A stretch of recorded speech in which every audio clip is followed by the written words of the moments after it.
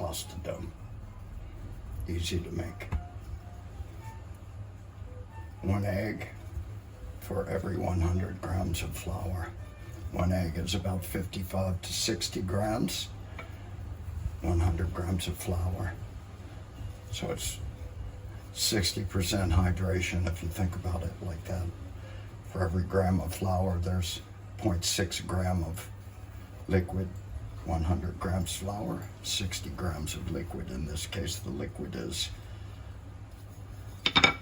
the egg pasta. That's all there is to it. If you have a mixer, it's easy, but you can mix it up by hand too. We're going to make the shapes.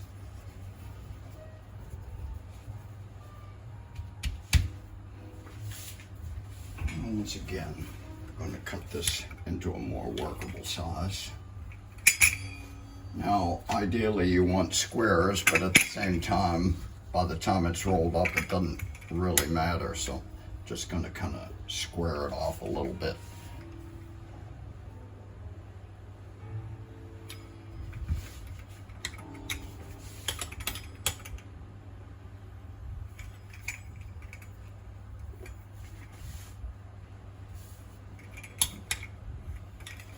You make bigger squares, you get bigger finished pasta shapes. And that's not necessary for what we're doing. So that's not going to be usable, but even something like this, it's misshaped, but we're going to roll it up. I just take a bamboo skewer and put some flour on the skewer so these things won't stick. I need to do that.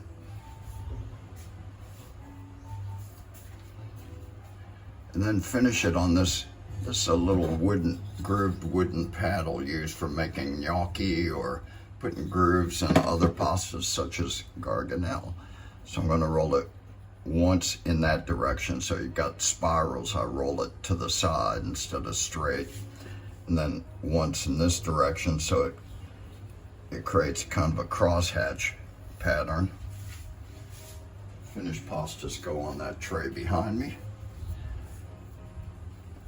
Now this is the sort of thing that would become a production item in a commercial kitchen, where you take all of the stuff you need to produce to create your menu, and you divide it into zones of production. You have the basic production, and then you have the finished cooking production. So this would be something guys during the day would make, and it'd be on hand for the line cook to come, and he just snags them. He doesn't have time to do this. He's got other things to do. So this becomes a basic mise en place item for your kitchen, something that's always on hand.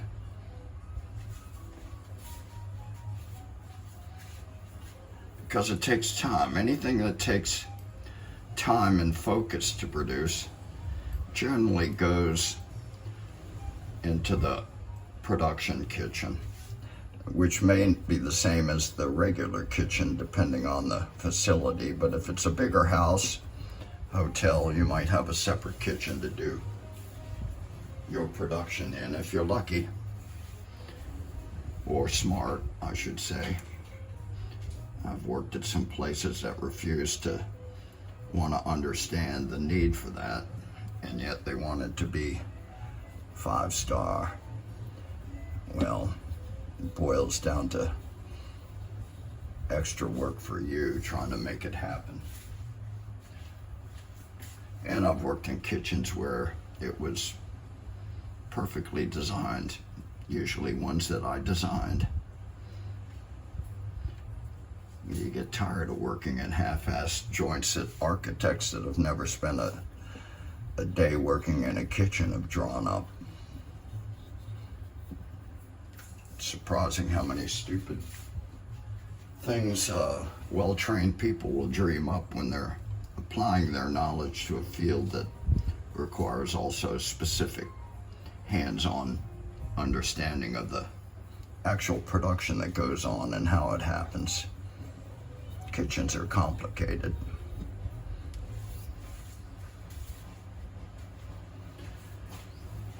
Professional kitchen and during service is kind of like a combination of choreography and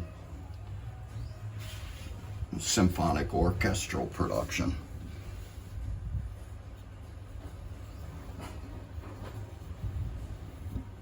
That creates a nice little pattern on there that will become more apparent when it's cooked.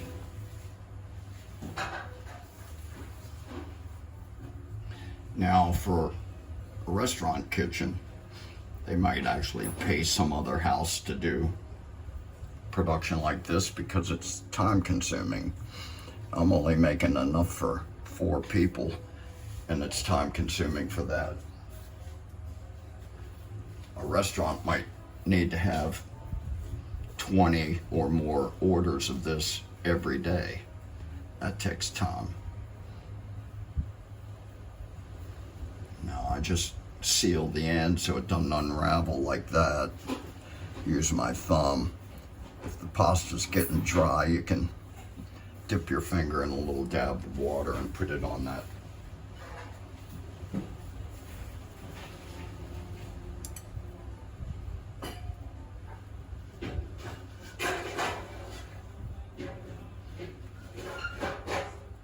Like this. That'll make sure it doesn't come off.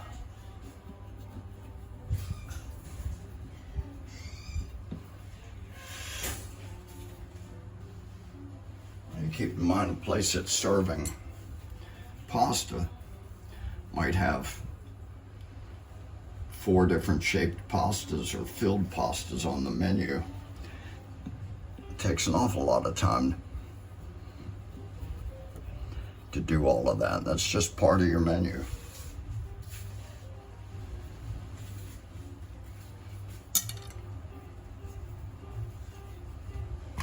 That's the other part of that dough we rolled out.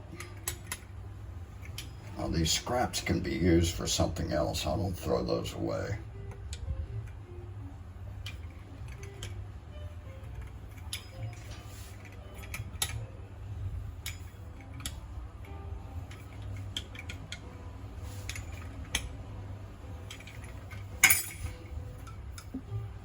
A little bit of variation in size is an indication that it was made by hand, not by a machine. So I don't worry about that. But it does affect the finished cooking of the pasta, so you have to separate the bigger pieces from the smaller pieces and cook them separately so they all come out the same exact texture.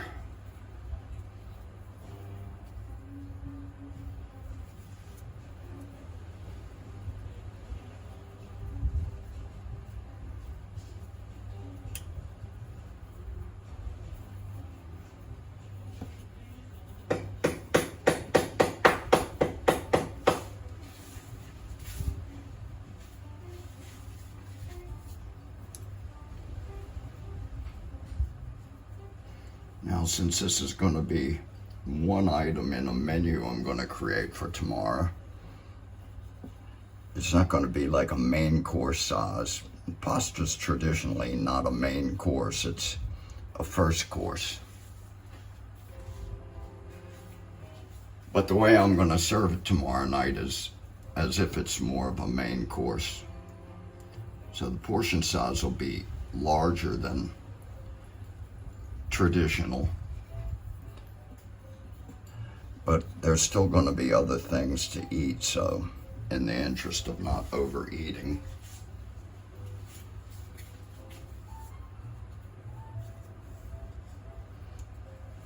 I'm going to make the portions humane.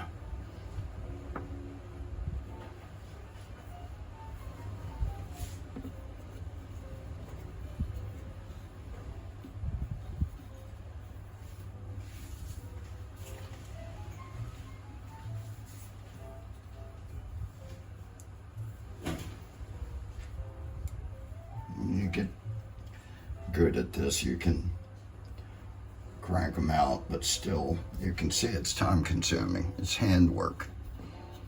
It's not machine made.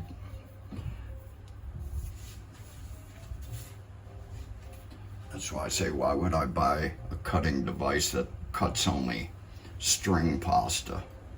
I can make string pasta. It's going to be rustic looking compared to what comes out of a die pasta dough extruding machine. But that's okay. It's handmade. It's real. Not that the other stuff isn't, but this is just me.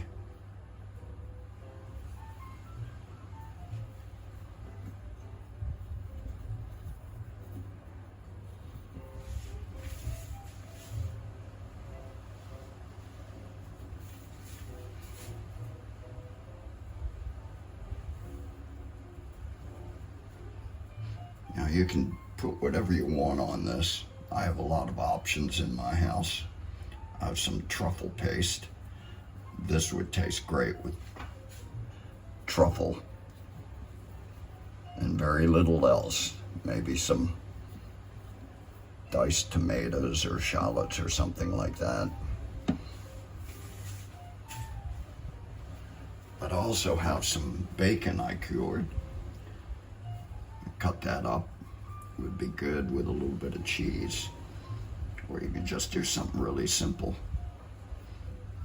Butter and herbs and grated cheese. Cracked black pepper and grated cheese is a classic combination.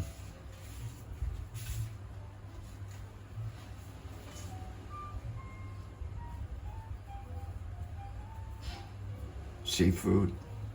I've got some shrimp.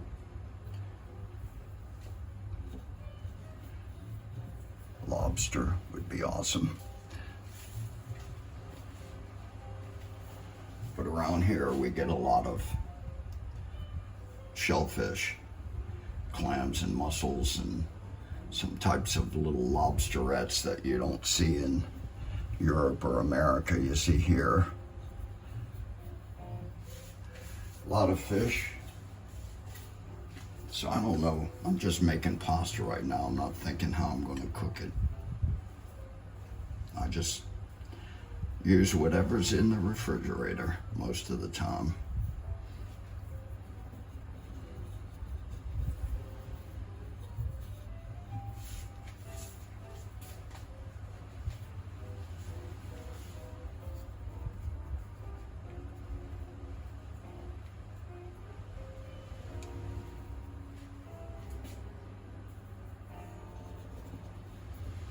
These are looking groovy. I like this. So I've got enough for 3 portions there for sure. 4 if I wanted to make them smaller. But I have more pasta dough, so I'm just going to continue doing this. I made this dough yesterday. You can see it's quite tender. But you're going to roll it more, which kneads the dough more, and you're going to roll more flour into it as you go, so you don't want to make it dry when you make the dough. Back over here. Well, let's see.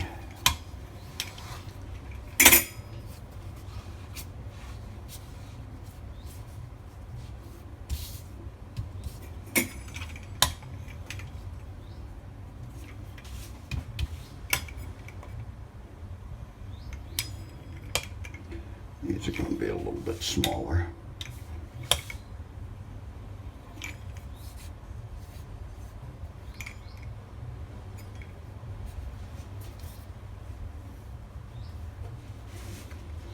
Small was okay.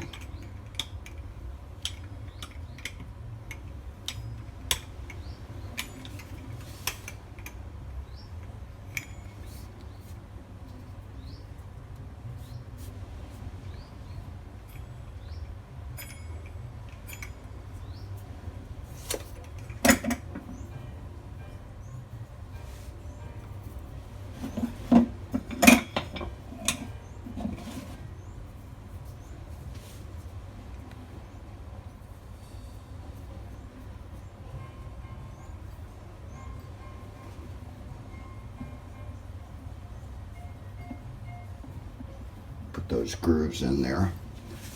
Looks cool.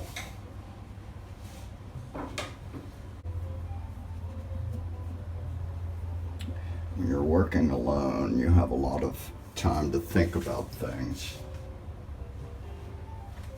It's surprising what you think about when you're working alone. It's a good thing. When you're chef at a large operation, you're never alone. You've got people coming to you all day long with questions, requests, notifications, excuses. I've heard all the excuses. I say to people that say no, I say, you know, I don't like to think of ways why not.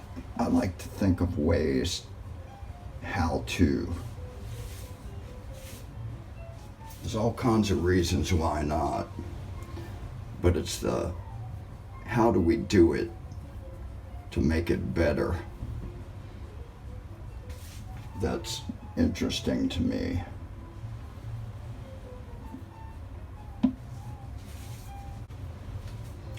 I like people that think of how to, not why not.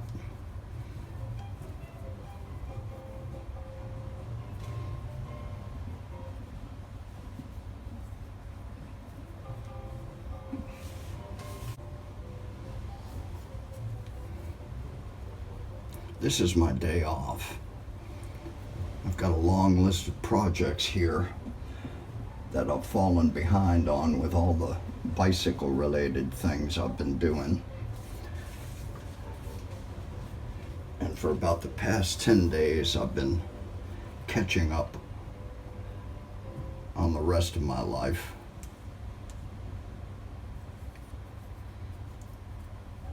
And I'll wear myself out. I can tell you what, 70 is not the same as 60. I feel the difference. I still think I can do it, but at the end of the day, I'll tell you what, I feel the difference.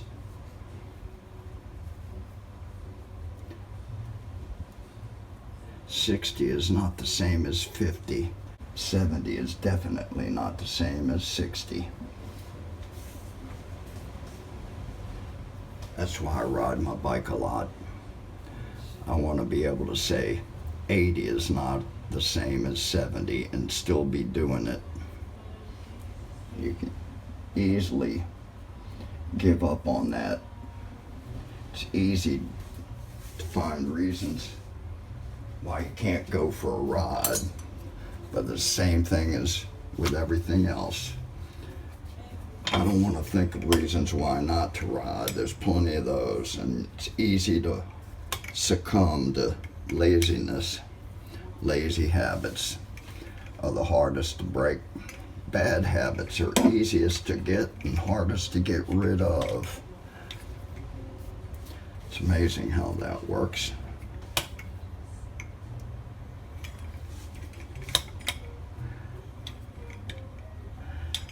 Bad habits have a life of their own. You don't hardly have to tend them at all. They'll be there when you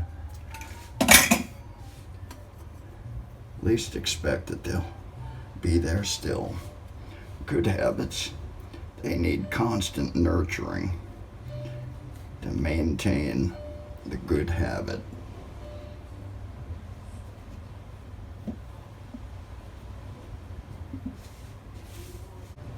If the dough is not completely dried when you're rolling them, you can pretty much pinch that end together.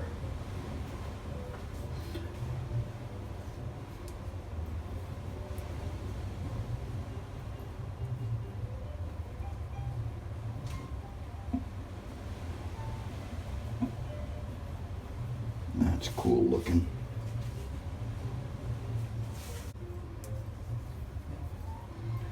This is what I do on my day off.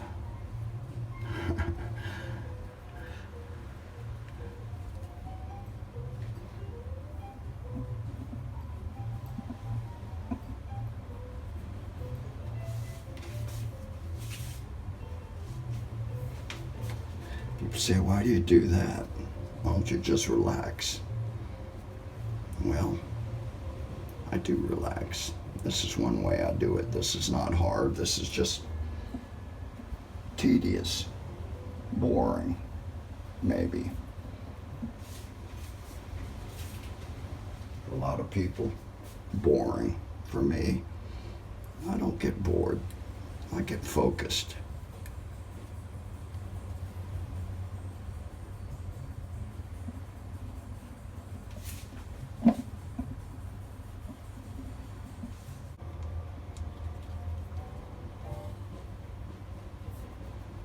Now think about what I want to eat with this pasta tomorrow, but it all depends on everything else. I'm going to make a really nice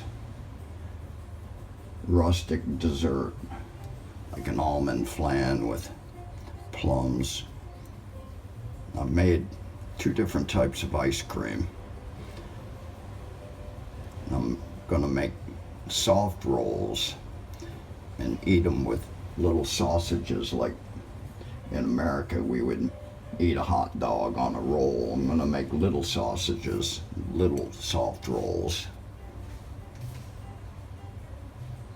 That's pretty much all there is to it. Enough making pasta for one day. Here's the trimmings, which what I would probably do is a little bit of water, moisten that up. Roll it out and make little cuts of thin noodles to cook in a soup. Let's do that.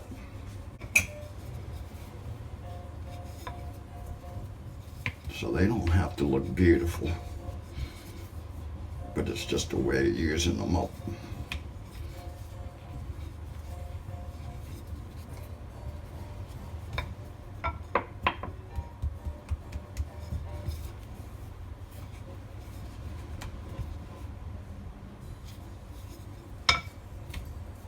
Yeah.